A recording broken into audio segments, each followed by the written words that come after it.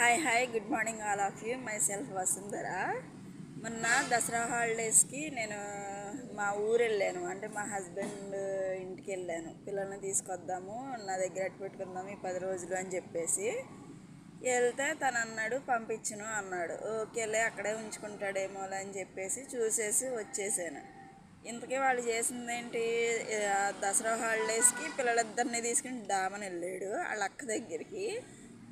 నాకు అదే నచ్చలేదు. ఇన్ని సంవత్సరాలు మా మ్యారేజ్ అయ్యి 8 ఇయర్స్ అయింది. 8 ఇయర్స్లో ఒక్కసారి కూడా నేను మా ఆడపడుచుకు ఇంటికి వెళ్ళడం నాకు తెలియదు.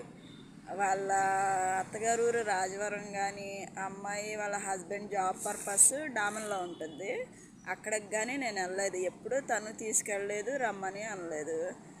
అంటే ఇవాళ నేను అడ్డం లేను కాబట్టి మా ఆయన మా పిల్లలు వెళ్ళారు అక్కడికి. నేనుంటేనే అడ్డం ఆ అమ్మాయికి. అదే కదా, నాకు అదే డౌట్ వచ్చింది. ఏంటబ్బా ఇన్ని సంవత్సరాల్లో ఎప్పుడూ మేము వెళ్ళలేదు, సడన్గా పిల్లల్ని తీసుకుని డామని వెళ్ళడం ఏంటి?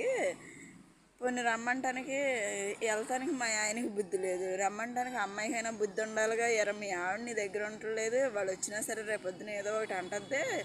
వస్తే మరదలను తీసుకుంటా లేకపోతే మానేరని చెప్పాలి కదా. అదేమీ చేయకోకుండా వాళ్ళ ఇష్ట ప్రకారం వాళ్ళు వెళ్ళిపోయారు. మరి నేను ఎవరిని మధ్యలో? నేనేంటి రోడ్ల మీద అడుక్కు తింటుంటే తీసుకెళ్ళి నేను పెళ్లి చేసుకుని ఉద్ధరించినట్టు ఫీలింగ్ వాళ్ళందరిది. మా అత్తగారిది, మా ఆడపడుచు కోమలి విజయలక్ష్మి. ఆ పిల్లకి ఎప్పుడూ అంతే, పెడితే పెట్టి పెట్టకపోతే చావు.